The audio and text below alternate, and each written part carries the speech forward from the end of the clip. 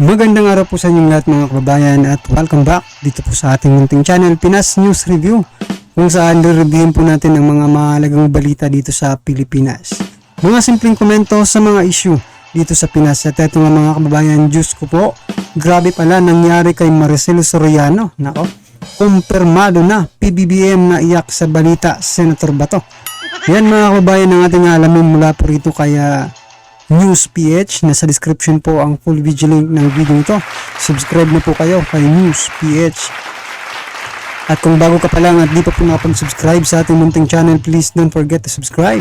At i-click na rin po ang bell notification para updated po kayo sa lahat ng ina-uploads nating reaction video. At eto na nga mga kababayan, sama-sama at sabay-sabay po natin pakinggan, panoorin at bigyan ng komento ang video ito. Eto na po. Formal na po na sinabi ni Senator Ronald Bato de la Rosa, no, yun pong inaabangan natin kahapon na yung imbitasyon kay Maricel Soriano ay meron na pong imbitasyon, no, kasi papaliwanag daw ni Maricel Soriano yung pong mga authenticity naman ng mga kasama niya ron, no. Si Ochoa at saka meron pang isa na hindi na matandaan. Gusto rin siyempre, tuloy rin po yung imbitasyon ni Senator Bato. Kung hindi man po makakapunta rito si Maharlika, pwede naman siya. Kasi po, Posible rin kaya mga kabayan na imbitahan si PBBM dyan, mga karabin natin, no? Kasi involved din naman di ba? Kaya nga lumabas yung issue niyan, yung mga dokumentong yan, no, dahil po kay PBBM, di ba? Ngayon, kung talagang malakas ang loob ng ating Senado, di ba? Imbitahan rin na sana nila si President Bongbong Marcos Jr. para magkaalaman na silang lahat diyan. rin po yan, no, yung pong Philippine Embassy ay Pilipinas din po yan, no. So imbitado rin po si Maharlika. Hindi pa po ako nakakapanood kay Maharlika. Hindi ko alam kung tatanggapin niya yung pagpunta sa pagdalo sa Senado, no. Pero si Maricel Soriano po isa po siya sa mga inimbitahan, at si Ochoa. Dito po natin makikita talaga, no, kung gaano kalupit. Kung meron kayong kung paano niyo po ginigipit sa pamamagitan ng contempt, kailangan ma-contempt din yan, no, pag hindi po dumadalo si dating Executive Secretary Ochoa at saka itong si Maricel Soriano. Mga importante po to, no. Sir Badong, may mas importante po dyan si PBBM, di ba? Posible kayang dumalo dyan si PBBM. Pag hindi dumalo, contempt din. Di ba? Pwede ba yun i-contempt yung presidente, mga kababayan, pag hindi dumalo dyan? Sinabi po ni Senator Bato parang May 7. Kung hindi ako nagkakamali, parang sabay pa sa Maisog, May 7.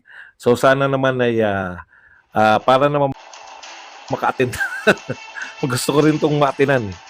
Pag na Maisog kasi, parang malabo tayo maka-attend dito. Anyways, may kaugnayan ba yung Maisog dito? Hindi ko po alam kung bakit po sabay. So abangan po natin yan. Ano pa po ba? Sa mga serye ng interview ni Senator Bato ngayong araw, no, pinatunayan niya po, no, sabi po ni Senator Bato, tunay, authentic yun pong dokumento na sa PDEA Leaks, no, na meron pong PDEA operation na mamanmanan o lulusubin. Ito pong PDEA operation na involving sa ang dating senador na ngayon po ay presidente ng Pilipinas na si President PBBM, at saka isang actress na nagngangalang Maricel Soriano, no. Ay pinatunayan po na ito po ay totoo. Si Harry Roque din po, na isang abogado, ay sinabi po, no, na yan po ay dapat ina-admit kung nasa korte po, no, kung korte po yung Senado, halimbawa po korte po yan, admissible na yan kasi meron po nagpatotoo na yung dokumento na yun, siya yung gumawa, siya yung pumirma. Yun po yung admissible na po yan sa korte. Kung korte po yung Senado. Kaso hindi nga korte. So ibig sabihin, totoo po at hindi po to yung yung haka-haka lang natin ha. Ang nagsasalita po rito, tinatanong po siya ng ABS-CBN si Senator Bato. Dito po sa programa, ano bang programa to? Na tinatawag na Teleradyo Serbisyo. Ito po ay yung Karina ba yun? Katrina. Okay. So tinatanong po siya kung ano sa tingin niya, no? Na ito, sabi ng PIDEA, ito ay wala silang dokumento na ganito. Sabi naman ni Morales ay meron at ito nga po ay galing sa PIDEA. Oh, ang paliwanag po rin ng Senator Bato sa kanyang pagsusuri, no? Hindi na po siya nagsabi na ito ay batay sa wala na po, no? Nag-conclude. Nag-conclude po si Senator Bato na ayon sa kanyang pagsusuri, ito ay tunay.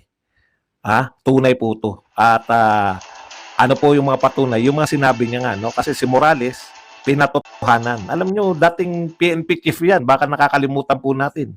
At dati rin po siyang investigador. So alam niya po yung paano po palabasin kung ito po ba ay peke o katotohanan, no? At ang konklusyon po ni Senator Bato, ito ay tunay na dokumento. At batay diyan, may susunod pang hearing at ang susintao po diyan, una, si Maharlika kasi leak, di ba? Kung ito po ay leak, kinakailangan po itong matuklasan kung saan nanggaling, no? So, kinakailangan po pag sabi nga ni Senator Bato, mapupuwersa po si Maharlika na sabihin yung kanya pong informant, no? O ikalawa, bukod po dun sa kasi hindi po pwede. Yan po ay legislative inquiry. Pero pag nag-request po si Maharlika ng executive session, pwede naman yun. Saan po pwedeng tumistigo si Maharlika? Pwede po siyang umuwi ng Pilipinas or pwede rin po siyang pumunta o tumistigo sa Philippine Embassy, no? So, kung Philippine Embassy po, dahil po ang Philippine Embassy ay sakop po yan ng Pilipinas.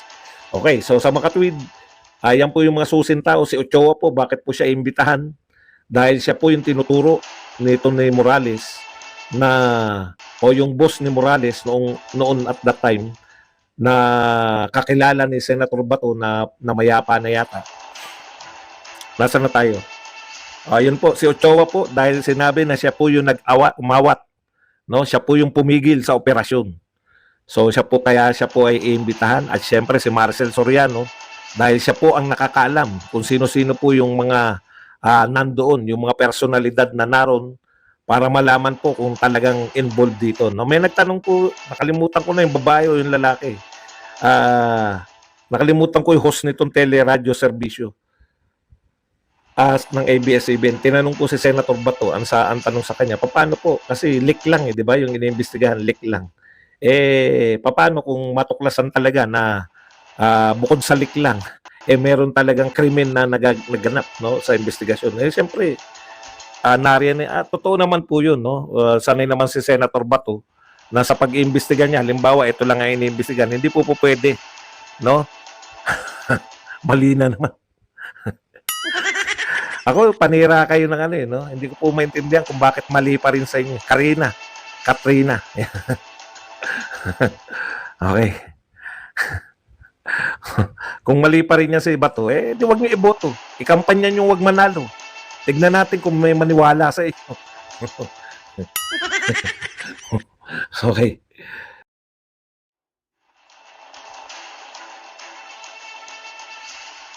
Ayan mga kababayan, sa palagay niyo po ba attend dito si Marcelo Soriano, no? At saka yung iba pang mga tauhan sa kwentong ito. May mga nagko-comment na si Ma'am Maharlika ay talagang posible na hindi umattend kasi delikado po yung kanyang buhay pag physically, no? Nandito sa Pilipinas. Sa dami ba naman ng kanyang mga binulgar sa administrasyon ito. Posibleng hindi na siya makabalik sa ibang bansa pag pumunta siya dito. Tama rin kanina yung sinasabi ni Sir Badong na kung i-expose ni Ma'am Harlika yung kanyang source, dapat executive session din mga karibin natin, no? Kasi kahit nga executive session mga karibin natin, ano rin may leaks din, di ba? Di ba yung kay BP Sara, yung ano sa 125 million, di ba? Nag-leak din. Oh. Ibig sabihin, hindi rin safe kung executive dyan sa session dyan sa Senado. Diba? So ano ba? Ano bang pwedeng gawin para talaga malaman? No? Sa bagay, hindi rin naman malalaman ng publiko kasi private conversation nga diba? Wala na yung mga kababayan, ano naman po ang inyong reaction, komento patungkol po sa video nito. Comment lang po sa baba para tisa lang po ng ating mga kababayan na inyong pong opinion patungkol po sa video nito. Right? Kung bago ka pa lang at di pa po nakapag-subscribe sa ating munting channel, please don't forget to subscribe. At i-click na rin po ang bell notification para updated po kayo sa lahat ng ina-uploads natin reaction video. At huwag din mong kalimutan mag-subscribe kay NewsPH. Nasa description po ang full video link ng video ito.